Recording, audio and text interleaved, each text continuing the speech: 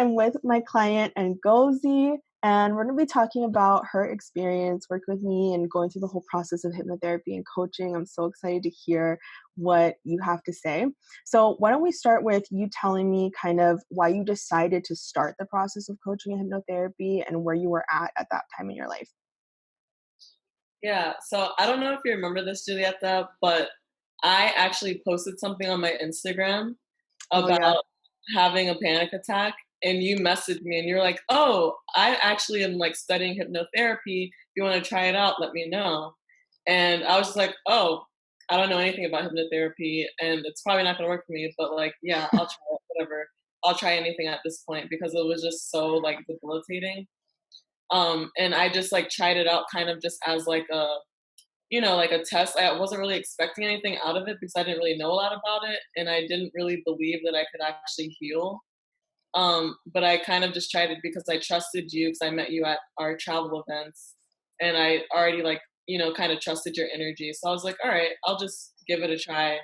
I didn't really have a lot invested in it, but it ended up being like a really great experience. I'm so glad that you messaged me. Yeah. What do you remember what your panic attacks and anxiety were like around that time? They were terrible. Like I actually remember being at work. The guy that I was dating at the time didn't really know how to handle it, but I would call him on my lunch break or like whenever I had a panic attack, and literally he would be like, he would think that I was like dying or like something like was actually wrong with me. Like I actually need to like go to the hospital, not realizing that it was like something that I could have like controlled with my mind and just kind of like reset. Yeah. Um, but I would like call him like probably like 10 times a day, just with anxiety, when I had those episodes. And looking back on it, it really probably was so scary for him because I would just call him like hyperventilating, not and like really not having any answers. I would just call him hyperventilating. He's like, "What's going on? What's going on?" And I couldn't even speak. So it was at that level where like I couldn't even explain what was going on. It was just like bad. It was I would have to leave my office just to like get fresh air because I thought I was gonna like pass out or die. It was Wow. really yeah. How long had that been going on? It started sorry if it's a little bit loud. It's raining here in DC. No, you're But good. it started when it started around 9/11.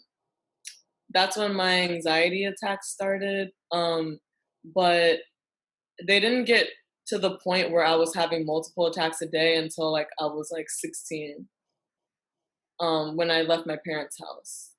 And that's when they got really bad. So that was like 10 years of your Yeah. life where you No, were having constant. yeah. That's wild. Yeah. How was that affecting? Because you mentioned that you were kind of like blowing up your boyfriend at the time. Did that affect your relationship at all? It definitely affected our relationship. So he actually is bipolar as well. So he has mental illness. Um, but it was undiagnosed at the time he was trying to help me. So looking back, I'm just like, wow, like that was like a lot that I like put on him and um tried to like I don't know, I kind of acted like he was my therapist instead of actually seeking a real therapist. And it was exactly at that time, like when we first started our relationship, that you messaged me. Wow. And then I started out hypnotherapy. Whew. Yeah. So a lot. So what did you try to do besides, calling him and like turning to maybe friends and family for support? What were you trying to do to manage it or to overcome it? Um, I would say a lot of like self medicating and probably a lot of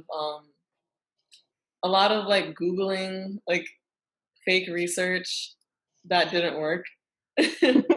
I would just like Google my symptoms and get freaked out more. So um, really nothing really helped at all.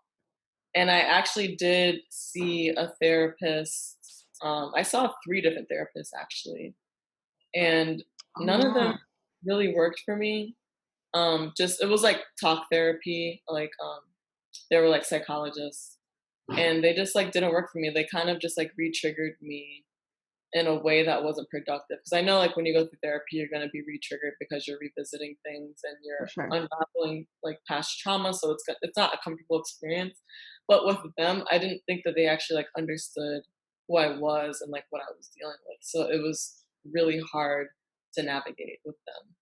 Yeah. Is that like that feeling of not feeling understood, or maybe the feeling of kind of like also triggering yourself by desperately trying to seek safety in like your Google searches and just, I want to know I'm okay? It was like a manic thing, totally. Yeah. Yeah. I Did just you needed some kind of, like, because even talking to my parents, like, I love my parents and I'm so, so close with them, and they, like, are there for me all the time, but they didn't understand, like, the things that I was going through, yeah. because I feel like my, trauma and my, like, panic was on another level. It wasn't, like, textbook anything. So it was hard to even talk about it with them. So I kind of felt a little bit isolated in having these experiences.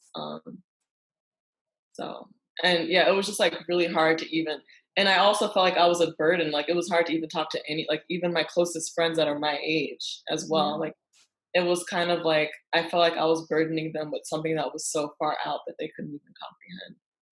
So Yeah.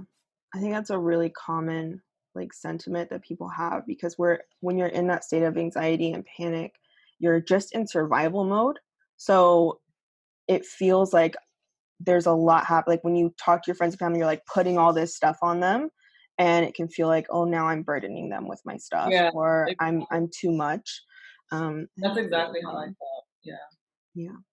So before I messaged you and I was like, I'm studying hypnotherapy. What did you have any thoughts or any ideas or any experiences with coaching and hypnotherapy at all? Like, did you have No, any like, I didn't, and I honestly didn't think that it was gonna work for me. I just tried it out just to like, because I'm open minded. So I kind of tried yeah, it out just to be like, all right, I'll try one more thing. But I didn't have any expectations from it at all. I was like, all right, Julieta, like I'm gonna give it a try, but it's probably not gonna work for me. But ended up actually working immediately. I remember our first session, I felt better, and it just mm, like kind of been progressing from there. And that was like a year and a half ago. Correct me if I'm wrong. Um, but like I can honestly, looking back, I can see like steady growth from each session. yeah, Yeah. yeah, it worked really Even well like for you. the very first session I felt better. Yeah. Thanks so much for being my guinea pig when I was a student. I know. You were like, I'm still studying and I'm taking all these classes. I need 1,000 hours. Like, and I was just like, I'm here for you, girl. I will keep you big. So yeah, so we worked together a long time because we started out when I was a student, and then we kind of took a break, and then we would come back in and then take a break and come back in. So you've Yeah, seen we me would be on and off. Yeah. essentially, yeah, from the beginning all the way till now.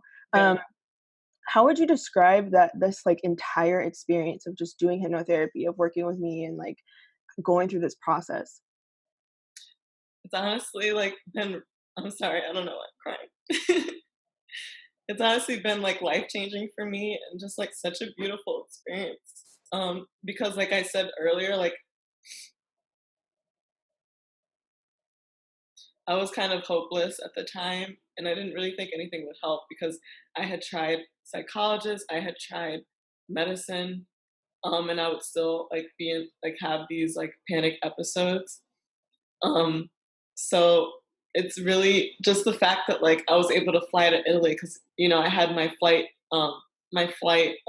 phobia as well, and just like things like that, like certain like just small events that mean like the world to me, have really helped me, and just in like my confidence that like I'm not hopeless, like I can actually get better. Um, because at one point I really just thought that this was like my life and this is like how I was gonna live it until I died. Yeah. So just like the fact that like I know that I can overcome things, has just that fact alone has really helped me I'm because so glad.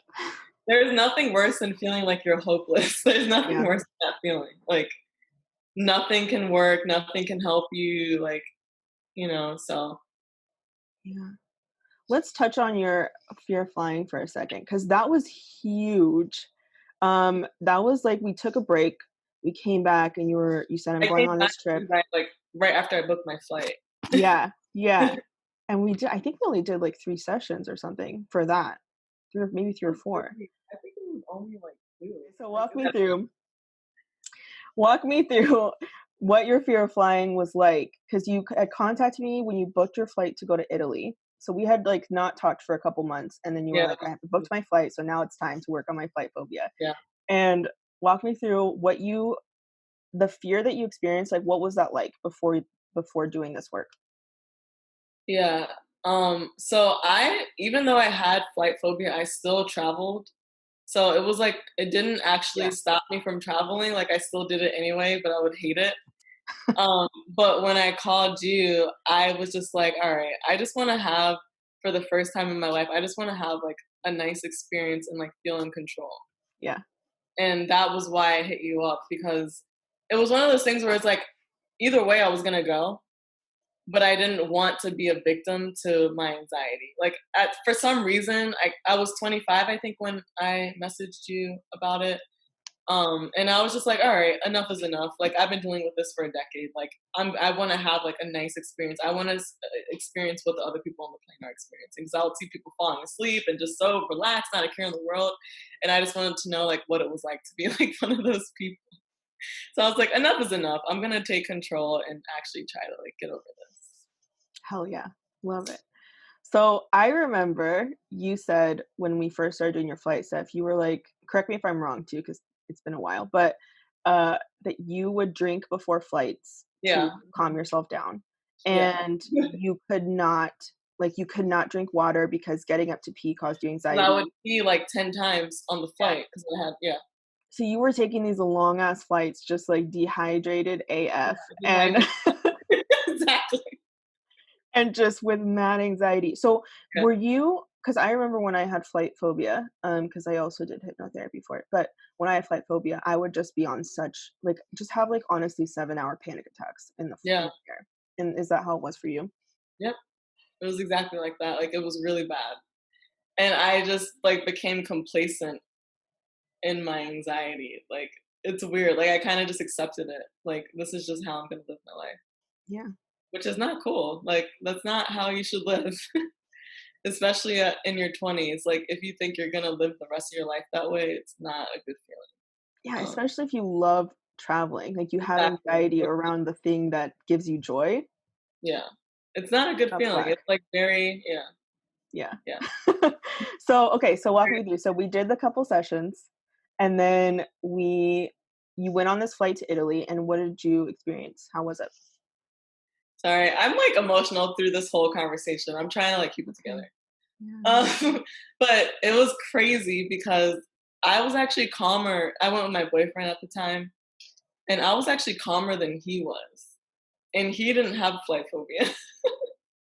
And I found him like kind of gravitating towards me to help him calm down, which I thought was crazy. I was like, wow, I'm in a position where I'm the one calming him. Like I'm the calmer. And that was when I kind of had that moment like, wow, like I really got over this just Yeah. through hypnotherapy. And I didn't even drink. I didn't like it was all just like organic, sober, um, just a nice experience. Like I actually really enjoyed the flight. Like I thought it was fun. Yeah. And I Amazing. actually fell asleep. Like on the flight back, I was asleep for like half of the flight. So that I And never then thought you I'd couldn't be sleep one of those before. people. Yeah, I never Yeah. thought I'd be one of those people that fell asleep on a flight, but like now I'm like totally over it. Like I don't even have when I think about planes, I don't even have a fear at all. Like it's like a totally different relationship with flying. Amazing. Yeah. Love it. So good. I Crazy. support travel. Crazy. You know, I'm a travel kid I all the know. way. That's how we met. We met through I our travel. know. Yeah, traveling is the best. Okay, so how do you feel now after we went through this whole process of like 1 or 2 years of just kind of like on and off kind of attacking things? And I think also as like we're talking about that, because I think people think that hypnotherapy will either be like a forever thing or it's just going to be a very short thing. And what Yeah. actually ends up happening, and tell me if this is how you felt as well, is that we create space because we've worked through some issues and then there's, like, a break that happens, we stop working together, and now there's space for, like, new things to come up that Yeah, you couldn't have addressed before because you were in survival mode or because whatever was happening, and so then people will come back and say, like, "Oh, I need to work on this now," and then it'll be, like, a few months, they'll come back. that's So definitely been the case for me. Like, I noticed my life, like, opening up a little bit more, and I'm, like, considering things I didn't consider before because, like you said, I was in survival mode. So, yeah, yeah. amazing. And that's like life's work. That's just the journey of life. You just keep going and then new stuff will come up and you got to address that stuff too. So Yeah. it's really good. But how do you feel now? Like after we've done all the work that we've done, how do you feel now in your life? I haven't had a panic attack in a really long time. Like, I don't even have them anymore. Um, and there was a point where I had them multiple times a day. So the fact that it went to, like, multiple times a day to, like, none for months, years is kind of crazy. Because if you really, like, compare like, if you actually, like, understand the ratio, it's insane, the fact that it, like, kinda stopped so abruptly. Yeah. Um, yeah, and I like, obviously, I still have, like, my stressors and I still have my issues, like, I have a really stressful job, and I'm trying to work up to, being an independent freelancer and not have to depend on my job and coronavirus and Black people getting killed and, Yeah. all of that stuff definitely adds to stressors, but before it was kinda like life and death, where I would have an anxiety attack and I thought I was gonna die and I had no control, but now it's like when I have anxiety, I know how to, like, kind of, um I know how to control it a lot better and kinda nip it in the bud before it becomes full panic, which I think is amazing progress. Yeah. Huge progress. And you're Yeah. also, like, when I've talked to you recently, you have changed the way you live your life to support yourself better in Mhm, so many ways.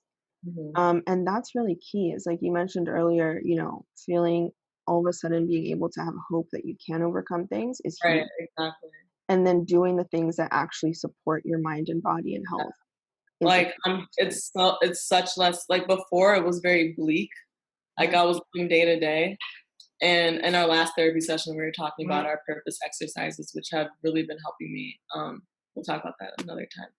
Um, but now it's more, like, about the bigger picture rather than, like, I just have to survive this day. Yeah. Amazing. What would you say to people who are like looking for band-aids for their problems or putting off actually addressing their issues and fixing their issues and are unsure of whether they should seek help, whether it's with me or whoever? I would say, like, life is short and they should just do it now because even if you're feeling hopeless, because that's how I felt when I contacted you, it was kind of like a last resort of like, I'm just gonna try this out, but like it's not gonna work for me. You'll realize that the science of hypnotherapy actually works. Yeah. Like your subconscious is so powerful and just the way that you speak to your clients and the way that you try to like fully understand them is so far ahead than like traditional therapy, because a lot of those people that studied it are very like textbook and they don't actually like put themselves in the situation.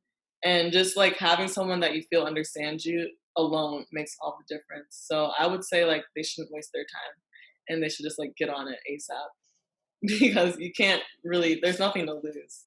Yeah. So Awesome. What yeah. was the like out of all the things we've worked on, what do you feel was the most important thing that you achieved or the most life-changing thing that you achieved through doing this work? The most life-changing thing was definitely, like, being able to, like, not have full-blown panic attacks because that was, like, becoming a real issue where I thought I was gonna, like, have to quit my job. Because I would have them at work multiple times a day, and, like, I would have to, like, go outside or go in the bathroom or call my boyfriend, like, whatever it was, like, I was being taken away from my duties. Yeah. Um, so just the fact that, like, I could feel anxiety and it wasn't life or death was like, that was the main thing for me, and of course, like, I'm so glad I can fly without having anxiety, and I'm so glad I can feel a sense of purpose waking up in the morning and all that, but the main thing was just, like, being able to live my day-to-day life without having those interruptions, and that's what made it, like, an actual life-changing experience for me. Hell yeah. Love it. Get out of survival mode. Yeah, Everyone that's survival watching mode, this. that's for the birds, like, I'm not sure about that. That is for the birds.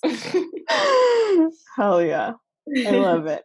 I'm so, grateful for your honesty. I'm so grateful for, the fact that you are so willing to work on yourself. That's such an amazing quality that not everyone has.